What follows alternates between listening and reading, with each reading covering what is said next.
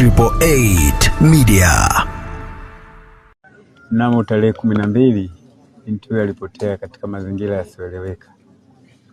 Katika kufuatilia ilionekana yupo na kijana mmoja aishie POD, lakini ilipofika mwezi wa 12 ilionekana huyo binti na huyo kijana hawaonekani katika nyumba walikuwa wakiishi.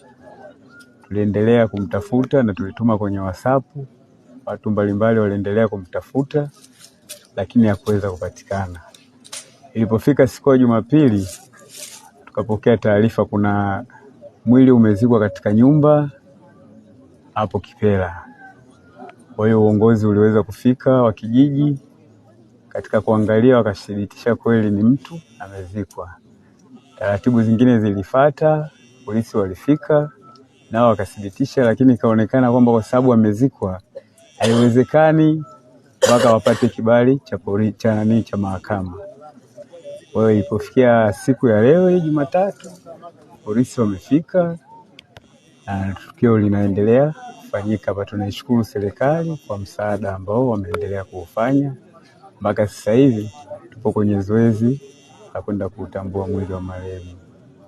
Yeye ndo alikuwa ni hivyo, mtu wa kutoka, anatoka, anarudi, anatoka. Kwa hiyo hata alipotoka kwenye tukio hili tukachukulia atarudi, lakini hatimaye mpaka imefika mwezi wa 3 ndio swala hilo linakuja kugundulika. Kwa kweli hatukwenda polisi kwa sababu huwa anaondoka anarudi. Hatukuweza kufika polisi. Majina yake kamili anaitwa nani na umri wake? Jina lake kamili anaitwa Lilian Dastani Arubano Manga. Umri wake anapata, manake amezaliwa mwaka 1999 mwezi wa 2 tarehe 16. Ana watoto wawili. Sio mume ambaye amekuja kujitambulisha nyumbani, yani ni mtu kama ana rafiki yake. Na yeye alishakuwa na mume. Yeye alizaa watoto, kwa sasa ana mume. Na huyu kijana kwa hapa alikuwa anafahamika ni mwenyeji mkazi wa hapa au amekuja tu? Huyu kijana wazazi wake wako POD ndani ya kijiji hiki, ila hapa alikuja akaomba nyumba na alikuwa shughuli zake mfyatua tofali. Kufuatilia taarifa hizo na kujiridhisha na hatimaye kuthibitisha ukweli wa taarifa kwamba ni kweli katika nyumba hii ambayo mnaiona kunadhaniwa kuna mwili ambao ulikuwa umezikwa chini ya ardhi.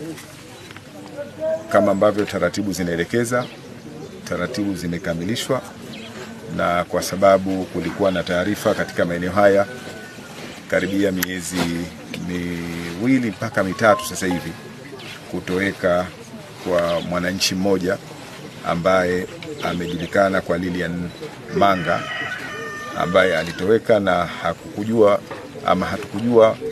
alikokuwa ameelekea, pamoja na jitihada zilizofanyika za kuendelea kumtafuta. Lakini hatimaye jana ndio tukapata taarifa hizi kwamba kunadhaniwa kwamba huyu aliyemo ndani ya hii nyumba ni yeye Lilian.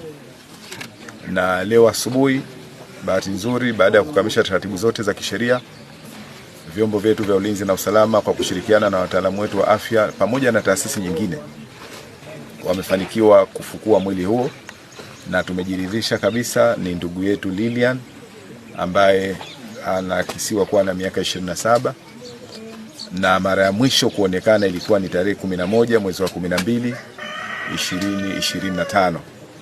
Baada ya hapo hakuweza kuonekana tena, kwa sababu taarifa za ndani zitatolewa na vyombo vyetu vya ulinzi na usalama. Lakini wenzetu ambao wako kwenye maeneo haya wanatueleza kwamba hapa alipokuwa akija alikuwa akimfuata kijana mmoja ambaye anaitwa Khalidi Mavuze, ambaye anakadiriwa kuwa na umri wa miaka 37. Huyo kijana naye kutokea wakati huo hakupata kuonekana tena katika maeneo haya. Tukio kama hili ni la pili sasa kutokea, mwanamke kuuawa na kuzikwa chini ya ardhi ndani ya nyumba ambayo anaishi.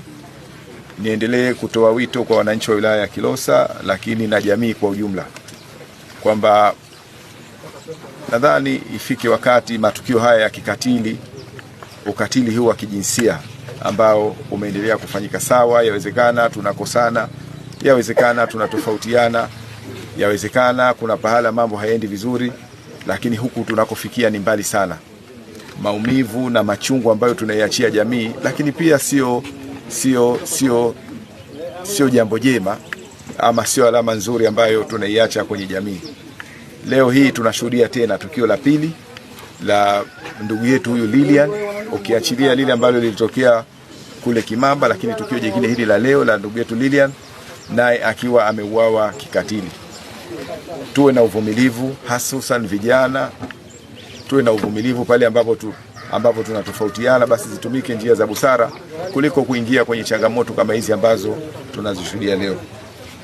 Uongozi wa wilaya hii ya Kilosa tunalaani vikali tukio hili la kinyama kabisa, tukio ambalo linasikitisha, tukio ambalo ukiangalia wananchi walioko hapa limemgusa kila mmoja kwa namna yake, tukio ambalo linaacha machungu makubwa, kwa sababu Lili ameacha watoto wawili wadogo ambao wanahitaji sasa matunzo pasi na kuwa na mama ambaye ndiye mwangalizi wa karibu. 888 Media.